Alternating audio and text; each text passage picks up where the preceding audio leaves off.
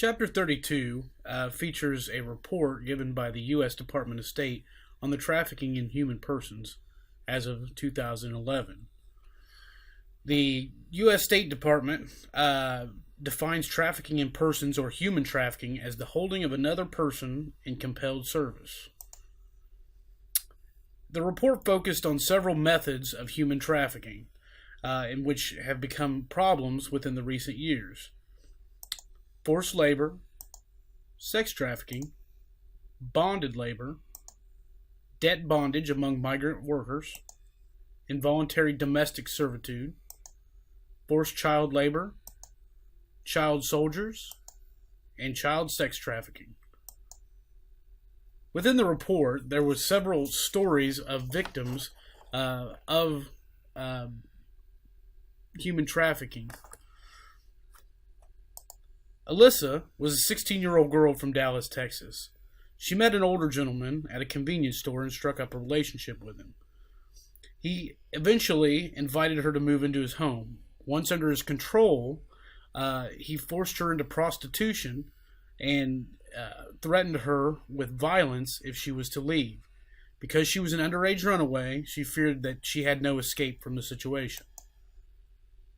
Myra, a 15-year-old Honduran girl, was approached by individuals promising work in a Houston, Texas textile plant. Once she arrived, though, she found that she was forced to work in a brothel. Maria was a woman that was offered by government officials documentation as a guest worker. She paid a large fee and was promised that there would be a job waiting for her when she arrived.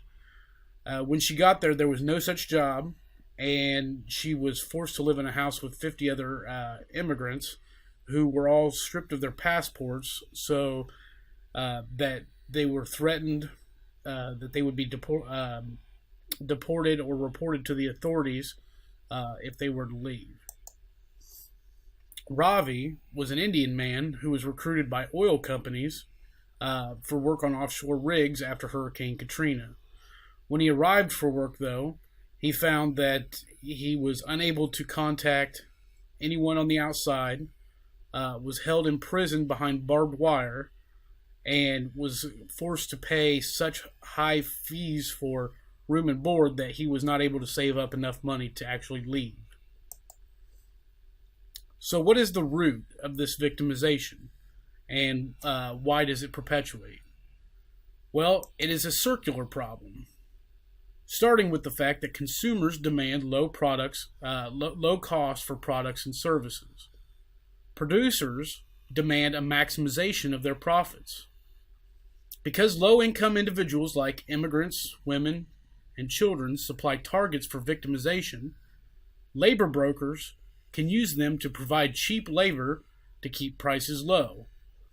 This provides maximized profits while keeping prices low and continues the cycle.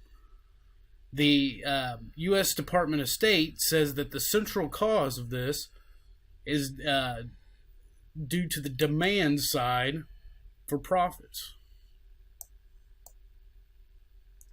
So what is the means to the end?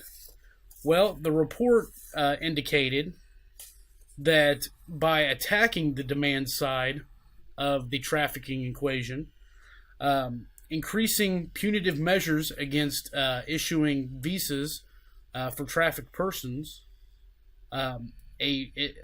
increase in consumer activism against purchasing food products that were raised with forced labor, requirements for retailers to be transparent regarding their suppliers so that the labor usage can be tracked, regulation among migrant workforces, and government issuance of credit lines to break the bonds of generational and circular debt bondage are good first steps in order to mediate this problem that is becoming ever present in our society.